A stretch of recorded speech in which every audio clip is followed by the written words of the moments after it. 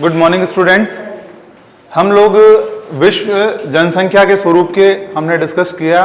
सबसे पहले हम लोगों ने ये पढ़ा ह्यूमन ज्योग्राफी में मानव की महत्वपूर्ण भूमिका होती है, इसी कारण मानव एक संसाधन के रूप में माना गया है। मानव एक संसाधन के रूप में है। जब हमने ये शुरुआत की तो सबसे पहले हमने ये पढ़ा कि जनसंख्या कहते किससे हैं? किसी निश्चित भूभाग में रहने वाले लोगों की संख्या को जनसंख्या कहते हैं। उसके बाद हमने ये पढ़ा जनसंख्या का वितरण, पॉपुलेशन डिस्ट्रीब्यूशंस। पॉपुलेशन डिस्ट्रीब्यूशंस क्या है? किसी निश्चित भूभाग पर निश्चित समय में रहने वाली पॉपुलेशन जनसंख्या वितरण कहलाती है। उसके बाद हमने पढ़ा जनसंख्या घनत्व, पॉपुलेशन डेंसिटी। जनसंख्या घनत्व क्या है? एक वर्ग किलोमीटर में रहने वाले लोगों की संख्या, यानी ये कह सकते हैं इसको कि मीटर स्क्वायर पर किलोमीटर जो पॉपुलेशंस है वो जनसंख्या घनत्व कहलाएगी। उसके बाद हमने पढ़ा जनसंख्या वृद्धि, पॉपुलेशन ग्रोथ। जनसंख्या वृद्धि किसी निश्चित समय में निश्चित स्थान पर होने वाली जनसंख्या में परिवर्तन जनसंख्या वृद्धि कहलाती है, यानी पर्टिकुलर टाइम, पर्टिकुलर प्लेस, इसके अंदर जो पॉपुलेशन में इंक्रीज या डिक्रीज जो भी होगा वो सब जनसंख्या वृद्धि कहलाएगी। जनसंख्या वृद्धि को हम दो तरह के आंकड़ों से प्रदर्शित करते हैं, एक संख्या के माध्यम से, दूसरा प्रतिशत के माध्यम से। उसके बाद में हम लोगों ने ये पढ़ा कि जनसंख्या का जनांकीय संक्रमण सिद्धांत, यानी जनसंख्या किसी क्षेत्र में किस प्रकार से डेवलप होती है, यह सिद्धांत बहुत इंपॉर्टेंट बनता है। और बहुत ही सिंपल तरीके से हम इस चीज को अगर समझें तो यह सिद्धांत ये कहता है कि जनांकीय संक्रमण में 5 स्टेप्स होती है, 5 स्टेप्स में ये वर्क करता है। और ये वर्किंग कैसे होती है इसको हम समझें तो एक ग्राफ के माध्यम से।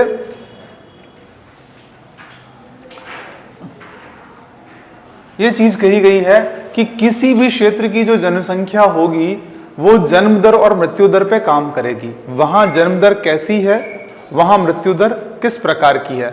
अगर जन्म दर हायर है और मृत्यु दर भी हायर है तो पॉपुलेशन लेवल पे रहेगी, और जैसे ही इनके बीच का जो रेशियो है उसमें चेंजेस आएगा, उसके आधार पे जनसंख्या में हमें परिवर्तन देखने को मिलता है। यहां अगर हम देखें तो हमने ये जन्म दर का ये एक आंकड़ा ये बनाया और मृत्यु दर भी ये इस तरह से साथ में चल रही है, ये साथ में। अगर हम ये देखें तो ये हमारी है फर्स्ट स्टेप जो कहती है उच्च जन्म दर और उच्च मृत्यु दर। यानी प्रारंभ में विश्व में जनसंख्या में जो लेवल था, फर्स्ट स्टेप यही था कि जनसंख्या जन्म भी अधिक करते थे और मृत्यु भी अधिक हो रही थी, यानी जो हमारी डेथ रेट थी वो भी हायर थी और बर्थ रेट भी हायर थी, दोनों हायर थी। तो ये फर्स्ट स्टेप ये बनती। सेकंड स्टेप में ये कंडीशंस ये आती है कि जो जन्म दर है वो तो क्या है, उच्च ही है। जन्म दर तो यहाँ उच्च चल ही रही है, लेकिन मृत्यु दर क्या हो रही है, वो गिरती हुई है। यानी ये जो मृत्यु दर यहाँ इस तरीके से चल रही थी ये क्या होने लगी, धीरे धीरे डाउन होने लगी। फिर जो थर्ड स्टेप आ रहा है यहाँ पर भी क्या है, जन्म दर तो उच्च ही है लेकिन मृत्यु दर क्या हो रही है, मध्यम हो गई है, यानी यहाँ ये इस तरीके से आने लग गई, लेवल ग्राफ नीचे आ रहा है। फिर यहाँ अगर हम बात करें तो जन्म दर क्या होने लगी, इस तरीके से मध्यम होने लगी थोड़ी, और मृत्यु दर निम्न की तरफ बढ़ने लगी। फिर जो लास्ट स्टेप ये आता है कि जन्म दर भी क्या हो गई, निम्न हो गई है और मृत्यु दर निम्न चल ही रही है। तो यहाँ इन स्टेप्स को हम समझें तो इन स्टेप्स के आधार पर हम बता सकते हैं विश्व के विभिन्न देशों की क्या कंडीशन है, किस प्रकार से वो वर्क कर रहे हैं, वहां की जो डेवलपमेंट है वो कैसा होगा। फर्स्ट स्टेप ये कहता है कि उच्च जन्म दर और उच्च मृत्यु दर, जहां पे हायर बर्थ रेट होगी और हायर डेथ रेट होगी, वहां की पॉपुलेशन अनएजुकेटेड है, वहां शिक्षा का प्रभाव कम देखने को मिलेगा और वहां जो लिविंग स्टैंडर्ड है वो बहुत लो रहेगा। विश्व में अगर हम इस कंडीशंस के देश देखें तो अफ्रीका के देश जो घाना, सूडान, ये वाले कंट्री इसी लेवल में आते हैं, क्योंकि वहां जन्म दर उच्च है और मृत्यु दर भी उच्च है। बच्चों की संख्या भी, जन्म भी अधिक लेते हैं, लेकिन वहां पे मेडिकल फैसिलिटी नहीं होने के कारण डेथ रेट भी अधिक है। सेकंड स्टेप, उच्च जन्म दर, मृत्यु दर उच्च परंतु गिरती हुई स्तर की, यानी जन्म दर तो बढ़ गई है, वो तो पहले ही बढ़ी हुई थी, उसको कंट्रोल नहीं किया गया, साथ ही क्या हुआ, मृत्यु दर थोड़ी नीचे हो गई है। अब जहां हम ये कंडीशंस देखें कि मृत्यु दर थोड़ी गिरी है लेकिन जन्म दर भी उच्च चल रही है और जो डेथ रेट है वो थोड़ी कम हुई, तो यहाँ क्या सेकंड स्टेप ये आता है, इस क्षेत्र की तुलना में यहाँ जनसंख्या वृद्धि होना शुरू हो जाएगी, अधिक जनसंख्या वृद्धि होगी। यहाँ अगर हम कहें तो अफगानिस्तान और ये जो भी हमारे अरेबियन राष्ट्र वो उसमें आते हैं। फिर थर्ड स्टेप ये आता उच्च जन्म दर और मध्यम मृत्यु दर, यानी जन्म दर तो हायर है और मृत्यु दर क्या है, मध्यम हो गई है।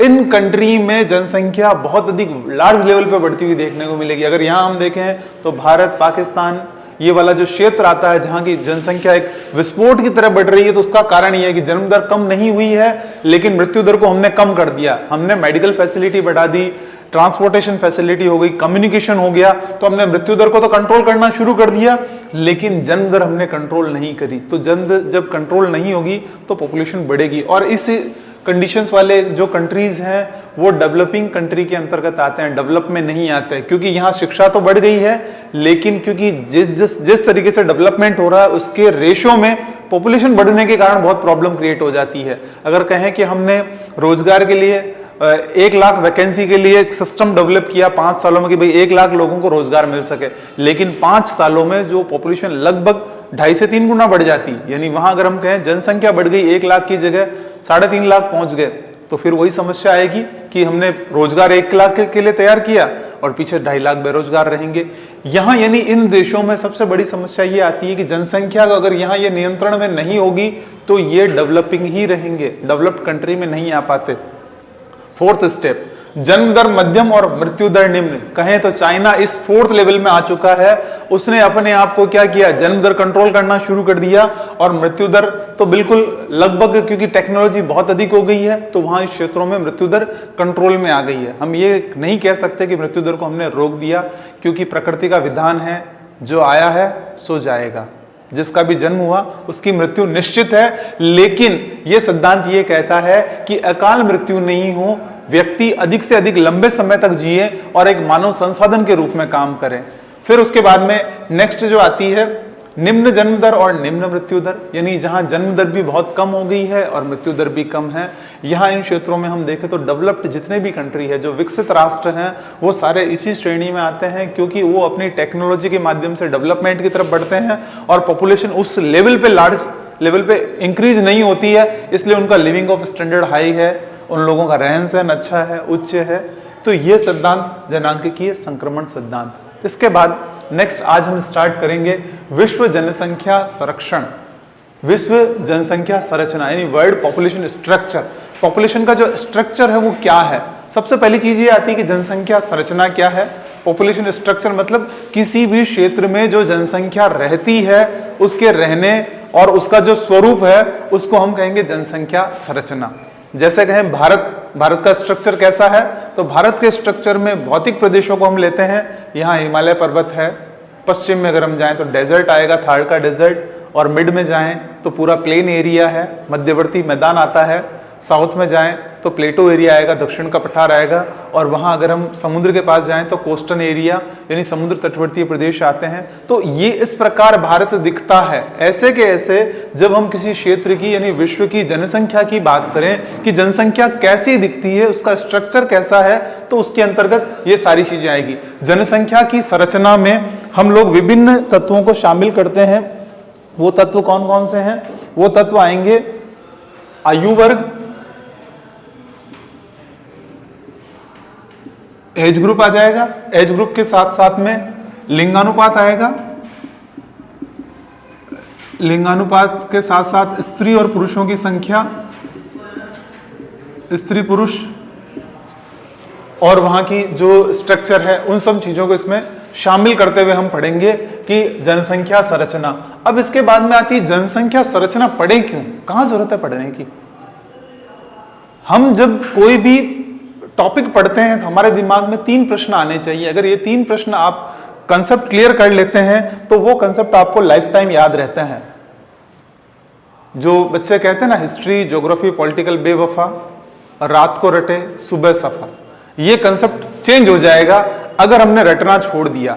हम किसी कंसेप्ट को रटेंगे तो कुछ टाइम तो याद रहेगा, फिर हम भूल जाते हैं। इसलिए हमें उसको समझ लेना है। समझ लिया, जैसे आपने समझ लिया जनसंख्या संरचना क्या है, यानी उसका स्वरूप कैसा दिखता है, तो आपको ये चीजें याद रहेगी। इसमें आयु वर्ग, लिंगानुपात, स्त्री पुरुष और ये सब चीजें इसमें इंक्लूड की जाती है, व्यवसाय वगैरह ये सब इसमें आएगा कि भाई कौन सा व्यवसाय करते हैं, कैसा है, हाँ ये सारी चीजें इसमें इंक्लूड हो जाती। फिर उसके बाद में हम इसकी स्टडी क्यों कर रहे हैं, इसका कारण हमने जान लिया कि किसी भी क्षेत्र का प्रादेशिक नियोजन यानी वहां का रीजनल प्लानिंग, वहां के डेवलपमेंट के लिए जो भी आप प्रोसेस कर रहे हो, इसके लिए वहां का स्ट्रक्चर जानना जरूरी है। अगर मैं कहूं राजस्थान के विकास की बात की जाए तो राजस्थान की जनसंख्या हमें जाननी पड़ेगी कि वहां युवा वर्ग के लोग कितने हैं, वृद्ध कितने हैं, बच्चे कितने हैं, मेल और फीमेल का रेशियो क्या है। अब यहां बात आती है कि लिंगानुपात, ये सब चीजें जानने की कहां जरूरत है, साथ ही व्यवसाय क्यों जाने कि वो कौन सा काम कर रहे हैं। यहां प्राथमिक स्तर के जो व्यवसाय होंगे वहां डेवलपमेंट कम देखने को मिलेगा। कृषि कार्य में जो संलग्न होंगे वहां का अगर हम टेक्नोलॉजी या डेवलपमेंट की बात करें वहां थोड़ा कम देखने को मिलता है। साथ ही अगर हमने उसमें टेक्नोलॉजी इन्वॉल्व कर दी, यानी अगर वहां हम कृषि जो कर रहे हैं आधुनिक यंत्रों के साथ कर रहे हैं, तो डेवलपमेंट ज्यादा देखने को मिलेगा। तो ये जो वो संरचना है, वहां का जो स्ट्रक्चर है, पॉपुलेशन की साक्षरता कितनी है, वो सब चीजें वहां के डेवलपमेंट को डिपेंड करती है।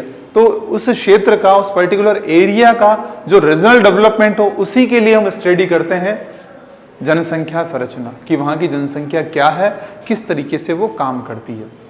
तो आपको जैसे जनसंख्या संरचना क्या है और क्यों हम पढ़ते हैं क्लियर हुआ। उसके बाद जैसे ही आप इनके जो फैक्टर्स पढ़ेंगे एक एक करके, वो आपको आसानी से याद हो जाएंगे। अब हम बात करते हैं जनसंख्या संरचना के संघटक, इसके कंपोनेंट्स की, इसमें कौन कौन सी चीजें आती है। जनसंख्या संरचना के संघटक, जनसंख्या संरचना के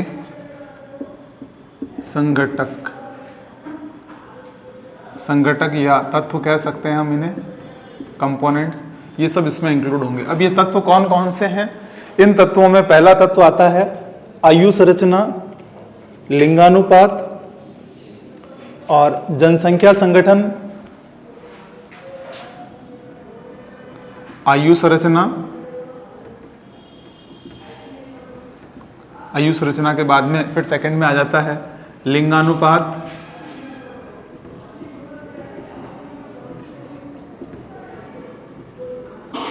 लिंगानुपात के बाद में फिर जो नेक्स्ट बिंदु आता है वो ये है कि जनसंख्या संगठन, साक्षरता, व्यवसाय, जनसंख्या संगठन, साक्षरता, साक्षरता के बाद में व्यवसाय और अन्य, अदर, व्यवसाय एवं अन्य। इन पहलुओं के साथ ही हम किसी भी क्षेत्र की जनसंख्या संरचना का अध्ययन करते हैं। अब जैसे पहला बिंदु आता है आयु संरचना। जैसे ही हमने एज ग्रुप पढ़ा, एज ग्रुप से हमें पता चल जाएगा कि उस देश की कंडीशंस क्या है। एज ग्रुप को मुख्य रूप से 3 भागों में बांटा गया, 0 to 14, 0 से 14 वर्ष के बच्चे, इनको बाल्यावस्था या बालकों की श्रेणी में लेते हैं। 14 to 65, 14 से लेके 65 वर्ष की आयु, ये वयस्क कहलाते हैं। और उसके बाद 65 से आगे वृद्ध। जिन देशों में ये आयु संरचना, जहां बच्चे अधिक हैं और बूढ़े अधिक हैं, उन देशों का डेवलपमेंट कम रहता है, क्योंकि 0 से 14 वर्ष के जो बच्चे होते हैं इस पे हमें इन्वेस्ट करना पड़ता है। यहां अगर हम बात करें अफ्रीका महाद्वीप की, अफ्रीका महाद्वीप में बच्चों की संख्या अधिक देखी गई है। और आप देख लीजिए कंडीशंस क्या है विश्व में, वो अभी तक पिछड़े हुए देशों की श्रेणी में आता है, क्योंकि उस पे जनसंख्या पे इन्वेस्ट किया जा रहा है।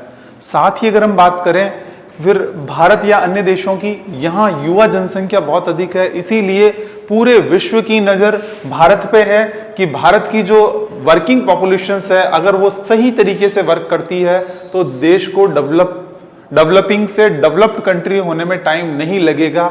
इसीलिए जो विरोधी ताकतें हैं वो ये चाहती है कि युवा जनरेशन सही तरीके से काम नहीं करे, उसको ट्रैक से भटकाने के लिए काम किया जाता है, उसको नशे की लत लगाई जाती है। और विभिन्न एक्टिविटीज जो आप देखते हो कि युवा पीढ़ी जिन कामों में संलग्न नहीं होनी चाहिए, उन कामों में उसको संलग्न किया जाता है। साथ ही अगर हम यहाँ कहें कि बहुत सी ऐसी घटनाएं जो कि एक युवा को अपने सोसाइटी में डेवलपमेंट की तरफ ध्यान देना चाहिए, उसका ध्यान डेवलपमेंट की तरफ ना होकर कुछ अन्य ही बातों पर रहता है।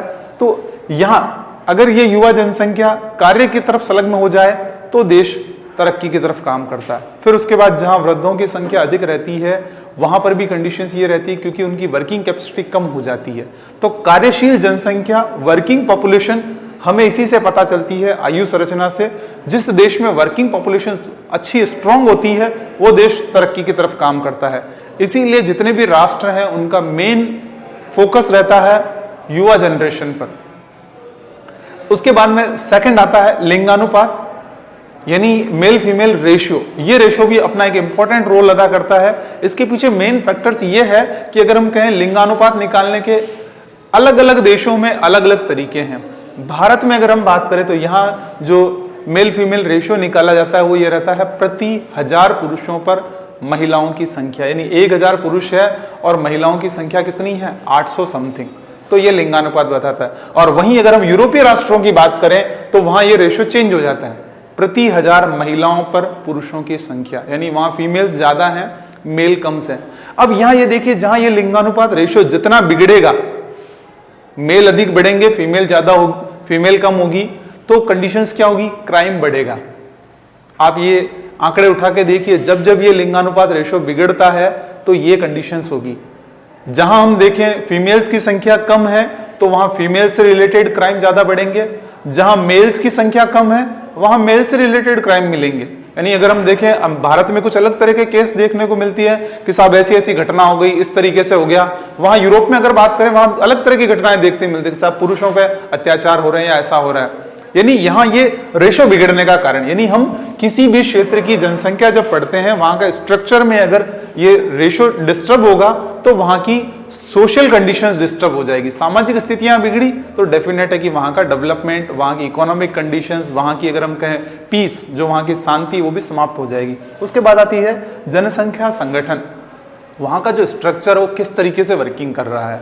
वहां के अगर हम कहें कि एक कंडीशन तो ये होती है कि हमारा स्टूडेंट केवल पढ़ाई कर रहा है, और एक कंडीशन ये होती है कि हमारा स्टूडेंट पढ़ाई करने के साथ साथ दो चीजों पे फोकस कर रहा है। फर्स्ट कि मेरे लिए राष्ट्र सबसे बड़ा है, राष्ट्र के आगे मेरे सामने कोई नहीं, चाहे मेरी फैमिली अगर राष्ट्र विरोधी है तो मैं अपनी फैमिली के सामने खड़ा हो जाऊंगा। अगर ये चीज डेवलप हो जाती है तो उस देश को कोई भी नुकसान नहीं पहुंचा सकता। कहते हैं ना, उस मुल्क की सरहद को कोई छू नहीं सकता जिस मुल्क की सरहद की निगहबान है आंखें। यानी हमारी आंखें, जो युवा पीढ़ी है, अगर वो राष्ट्र के प्रति सचेत हो जाती है, यानी जनसंख्या संगठन अगर वो उस देश के प्रति सतर्क हो गया तो डेफिनेटली वो देश ग्रोथ करेगा। और इस कंडीशंस में क्योंकि युवा एक कच्ची मिट्टी का घड़ा होता है, उसे भ्रमित करने के लिए विभिन्न व्यक्तियों द्वारा अलग अलग काम किए जाते हैं। तो यहाँ ये कहते हैं, ज्योग्राफर कहते हैं कि अगर इस संगठन को अगर हमने सही सिस्टमेटिक ले लिया तो डेफिनेटली ग्रोथ होगी। फिर आती है लिटरेसी, साक्षरता। साक्षरता की अगर हम बात करें, क्योंकि व्यक्ति अगर पढ़ लिख लेगा तो उसका एक विजन डेवलप होता है, उस कंसेप्ट को समझ पाता है कि क्या हो रहा है। क्योंकि आज की सोसाइटी में जो आपके सामने दिख रहा है वैसा ना होकर कुछ और ही होता है। अगर हम लिटरेसी, हम लोग पढ़े लिखे हैं, साक्षर, और एक होता है विचारशील व्यक्ति। हम केवल अक्षर ज्ञान अगर हमें है तो हमें कोई भी भ्रमित कर सकता है, कोई भी हमें बहकावे में ला सकता है। अगर हम यहाँ कहें कि जो ब्रेन वॉशर होते हैं वो युवा पीढ़ी का ब्रेन वॉश करके अच्छे खासे टैलेंटेड बच्चे टेररिस्ट बन जाते हैं। इसके पीछे कारण क्या है कि लिटरेसी, उनकी जो लिटरेसी, पढ़े लिखे हैं लेकिन वो प्रॉपर तरीके से अपने विजन को नहीं समझ पाते हैं कि हमारा जो मेन काम है हमें वो क्या करना चाहिए। अगर हम बात करें ओसाका बिन लादेन की, तो Osama bin Laden Oxford University का इकोनॉमिक्स का गोल्ड मेडलिस्ट स्टूडेंट था, बिल्कुल। और अगर बात करें तो वो एक आतंकवादी के रूप में क्यों कन्वर्ट हो गया, हम बाकी कंसेप्ट में नहीं पढ़ेंगे। मेन मैं ये इस चीज पे लाना चाह रहा था कि वो साक्षर था, पढ़ा लिखा था, लेकिन उसके टैलेंट को मिसयूज किया गया। तो हम ये कोशिश करें कि हमारी जो युवा पीढ़ी है उसका टैलेंट पॉजिटिव वे में काम आए। तो हमें उन्हें लिटरेसी देने के साथ साथ उन्हें यह भी सिखाना होगा कि इस एजुकेशन का हम कैसे यूटिलाइज करें। देन नेक्स्ट, वहां के व्यवसाय, कि वहां पे कौन कौन से बिजनेस चल रहे हैं। अगर वहां प्राथमिक व्यवसायों पे आधार पे वो देश चल रहा है तो वहां का डेवलपमेंट थोड़ा स्लो देखने को मिलेगा। अगर हम कृषि कार्य कर रहे हैं और एक एंशिएंट मेथड से कर रहे हैं, प्राचीन तरीके से, तो वहाँ स्थितियाँ कुछ अलग ही देखने को मिलेगी। अगर हम कहें कि आप लोगों ने सुना होगा मनोज कुमार जो उपकार मूवी में बैल चला रहा है, पीछे हल लेके घूम रहा है, आज अगर हम वैसे कृषि करें तो इतनी लार्ज लेवल पे पॉपुलेशन का कृषि का प्रोडक्शन कर पाना मुश्किल होगा। हमें आधुनिकता की तरफ बढ़ना पड़ेगा, हमें हमारे खेतों को ट्रैक्टर से जोतना पड़ेगा। बुआई में जहां हम 10 से 15 लोग पहले मिलके बीज बोते थे, आज उस चीज को चेंज करके ट्रैक्टर के पीछे जो हल है उसमें बीजों को डाल के बुआई करनी पड़ेगी। कटाई के लिए जैसे ही मौसम आता था, घर परिवार के संयुक्त परिवार वाले सारे गए कटिंग कर रहे हैं, उस चीज को छोड़ के हमें थ्रेशर से गेहूं और अलग करवाने पड़ेंगे। यानी जो एक व्यक्ति काम कर सकता है, सारी की सारी पॉपुलेशन उसमें ना लग के वो कुछ और पॉजिटिव नया कुछ करे। तो इस प्रकार हम इन जनसंख्या के इन संगठन को समझेंगे कि किस प्रकार हम पॉपुलेशन का सही यूटिलाइज करें ताकि वो देश तरक्की की तरफ बढ़ सके। बाकी वाले इन पॉइंट्स में हम डिस्कशन नेक्स्ट वाली क्लास में करेंगे। Thank you.